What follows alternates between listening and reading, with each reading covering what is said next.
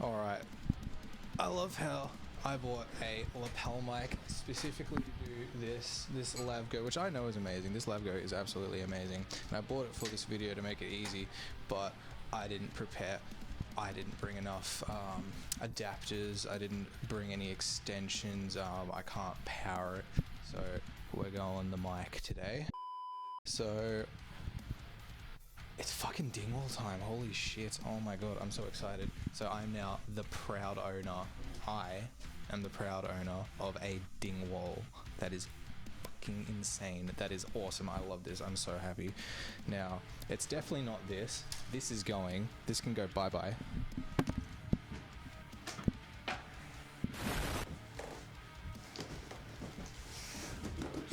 Oh, I'm so excited. Alright, this is our bad boy here. Now I have it still in box. We're doing an unboxing of this Dingwall today. I'm going to go through how it looks, what's up with it, what makes it so cool, and it's mostly just going to be me fangirling the entire time because I've been wanting one of these for 4 years. Ever since I found out about these things' existence, I've been obsessed. I've been wanting it so badly, and now I've got one, and it's really, really awesome. Alright, let's get it open.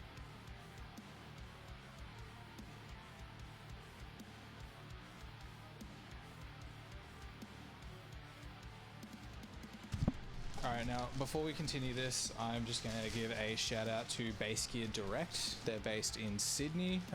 George has been absolutely lovely with the purchase of this. They're one of 2 Dingwall dealers in Australia. You've got Base Centre in Melbourne and Base Gear Direct in Sydney. I went with Sydney because they had the one that I wanted. They're great. They're absolutely great. Free shipping anywhere through Australia and New Zealand. Could not recommend them more. They're absolutely lovely. George will hook you up. He hooked me up. Alright, let's continue with this.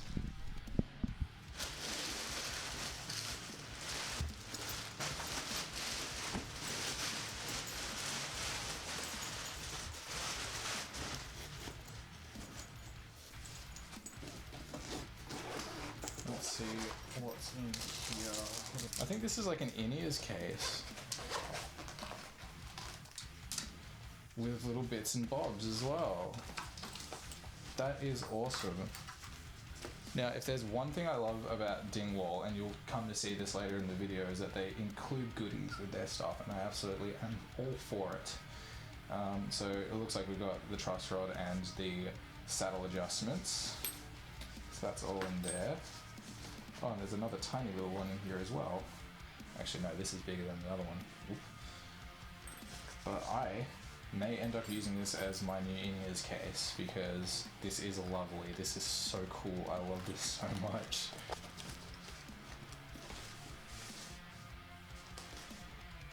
It's got a little tag on it as well. That is really, really cool. I'm gonna put my name on that. I'm so glad I don't have to go and buy myself a tag. That's actually so awesome. Alright, let's open her up. Oh, I'm so excited. Oh my god. Oh my god, you guys have no clue how long I've been waiting. Holy shit, yeah. Oh, this doesn't feel real. Holy fuck. That is so clean. Good lord. That's actually really light too. I was expecting this to be so heavy, but no, this is light as. Oh my goodness gracious me. Alright, you get to live here. Alright, you can live over here. Alrighty. This absolute feat of engineering. Oh. I really, really, really enjoy that. Now, one of the things that I was worried about, because I'm used to playing 34 and 35 inch scale lengths, this is a 37 from here to here, and I was expecting to be reaching so much further than what I was. Apparently 2 inches isn't that much in the grand scheme of things. If we're talking about, you know, resonance and how this low string feels, those 2 inches are all the difference in the world. It feels like a 130 gauge on here, like a 130 to 45 gauge. I could be wrong. They still sound really, really fresh as well.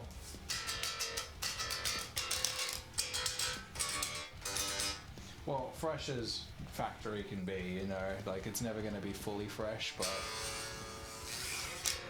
God, that I can just feel that through the bass. That is insane. This already feels so nice in my hands. I love this so much already. We're going to go through some of the features of this thing just from memory. Like, I could be wrong about some of this stuff. I'm not a gearhead at the end of the day, but I like to think I know my stuff to an extent. But we're going to have a look through here. So I know that we've got 37 inches on this B string and a 34 inch on this G string here. Pretty standard among Dingwalls with this fan fret sort of design. I'm really excited to start relearning all of my songs with this fan fret system.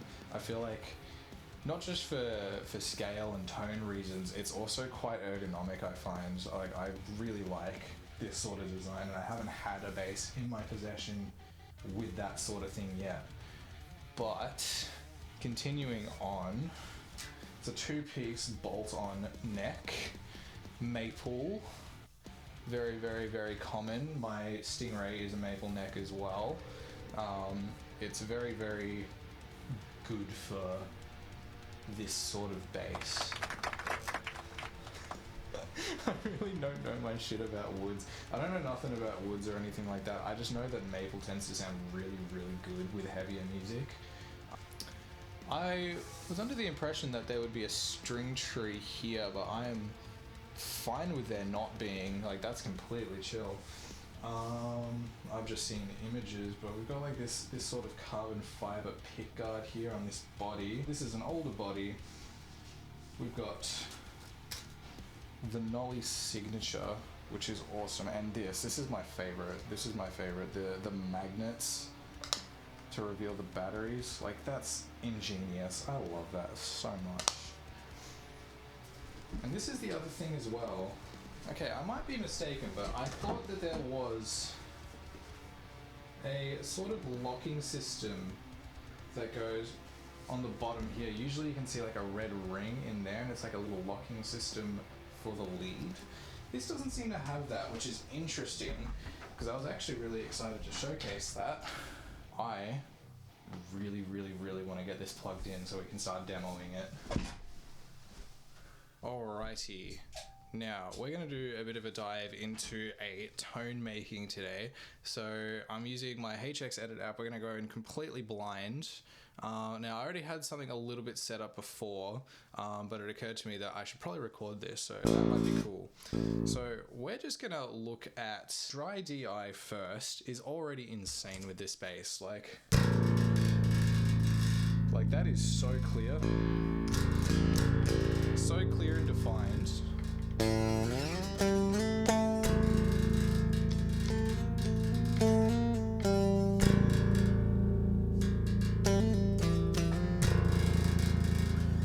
See how you can hear the higher notes with that low A drone? That doesn't happen with a lot of the basses that I've played, and I've played some pretty like middle of the range basses. I find that I have a lot of trouble doing that. I have a lot of trouble discerning higher up notes when I have low notes happening as well. It really makes for, it really sucks when I'm trying to do a fill and it doesn't really come across. This alone is what's going to be driving, I want to say 90% of the tone. What I'm doing here is the other 10%. And I want to say 5%, and the other 5% is going to be the mixing engineer live, you know? This does so much already. And then we're going to dive into the setup. Now, what I've got going on here, and I'll take a photo, and I'll take a nice clear photo of it to show you the setup. We've got the Darkglass Microtubes X Ultra preamp / distortion pedal. This thing is beautiful. I've run it for a very, very long time, and it's going to be run for a very long time before I decide to get the anagram. But we're going to engage the preamp,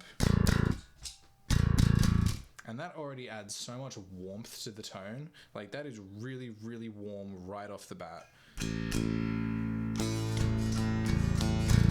Everything's still really, really equal, and we've got a photo of the tone itself, so you can see that I keep the high mids pretty flat with a slight bump down on the 16K. I think that's 16K. It might actually be 8K. But then we've got a very harsh cut on the 500 hertz because I don't like that. It sounds like shit in my opinion. And then we've got a more of a bump towards the low middle sort of range. My knobs are set pretty equal across the board, and the low and high pass filters, I'm not too sure what I do with the high pass filter. I just use my ear until it sounds good. But with the low pass, I tend to keep it as low as possible because I like my low frequencies not getting distorted, and that becomes really, really important as we go deeper into this tone. Now, what I've done here is I've actually set up an Ampeg SVT Pro here, amplifier sim. What I'm also going to do here as well, just for me, is I'm going to put simple pitch here because I like to pitch shift depending on what I'm going to be running. I like the option to pitch shift. I only really pitch shift down a tone for the bit of kind stuff. Because I don't typically use like 170 gauges, what I'll do is I'll set up for G sharp and then drop tune to semitones. And it doesn't change much. I don't sacrifice a lot of tone doing that, but we'll keep it in there for the sake of it anyway. Now this amplifier, what I've done is I've cut the drive down a bit, kept all of these middle knobs sort of flat. I've isolated this mid frequency here. I really like this mid frequency around about 5.2 sort of range on number 4. I turn on ultra low and ultra high, and then the EQ, I have kept it completely flat across the board because, you know, this is already going to be doing a lot of heavy lifting. My Darkglass is going to be doing a lot of heavy lifting, and we've got room for EQ later down this chain. So that's what I've done here. We're going to keep this amp here because I'll do a cab soon, but what I'm going to do now, and this is a cheeky little thing that we like to do when we're making metal bass tones, is grab a 10-band graphic there, just because it's easier for me to have all of my numbers here and I can make a curve, or in this case it's going to be more like a very, very heavy shelf. We're dropping down everything here except for these two. I'm going to boost these up a little bit. Perfect. I do like to make this pretty loud because we're going to come in with a compressor here. We're going to put the makeup gain down to 0. I like this LA Studio comp. We're going to be limiting this here because we don't want the low end completely taking over. So I'm just going to play around and see what I hear and see what I like.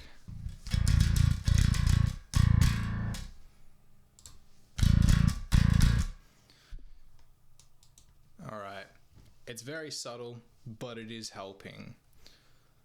Now, we're going to come back. We're going to make our cab now. Now, I like to keep things simple. I like to keep it as consistent as I can with the amp. This is just how I roll because I don't know too much about amps. I just know that Ampeg amps go with Ampeg cabs, and usually it's pretty reliable. I think I like this 4x10, and I think this is what I usually use, but I like it. Alright, I think I'm happy with that. What I've gone for is a 7B with these settings, and I've gone with the 421. Now this is typically how I would mic up a bass cab back in my uni days. and this sounds really good, especially when I kick on the distortion. Now you're going to see how good this distortion pedal is, because we've got it there.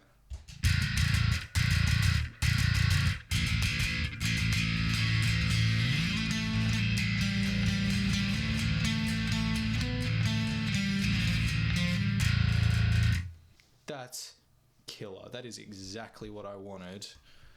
That sounds so nice. We've got it there. That's almost this tone complete, because we've got a really solid clean tone.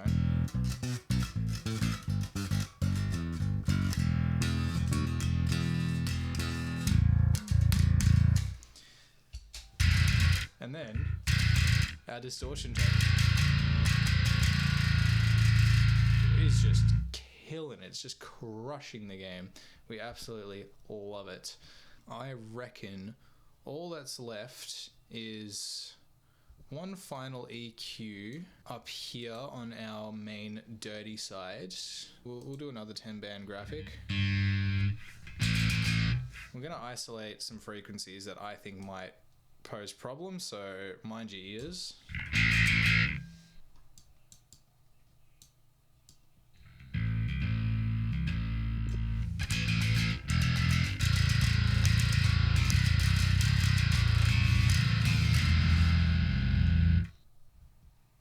It's a very subtle EQ move that we've done here. I've decided to reintegrate some of the 500 Hertz in here, just because there is information there, and I do like 500 Hertz. I kind of lied when I said I didn't like it. I do like it. I need it in little bits, and this is where the little bit comes in, because we completely wiped it out on the Darkglass already.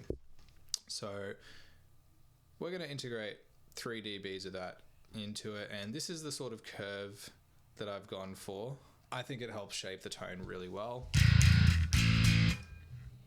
It sounds good. Without, with, it just rounds it off a little bit more. And we're going to end this with a gate. So we're going to pop it right at the end here. All right, I think that's where I like it. We've got a little bit of decay on it so that it doesn't just harshly cut off, and it doesn't activate too much from, you know, small movements like this just along the fingerboard. But it does ring out, and that's the important thing. We really, really want this to ring out, and it does. It rings out for a long time. It's beautiful like that. But yeah, that is our tone complete. The only, the last thing that I would put on this is a gain pot. That is it. Just to control gain, you know, just in case we need to control our volume at another source. That is it. Now that is our tone. And I realize it's still called my old tone. I have a sire bass, in case you guys didn't know. But we're going to be calling it the Dingwall. And that is going to be this tone's name. It is beautiful. Volume on.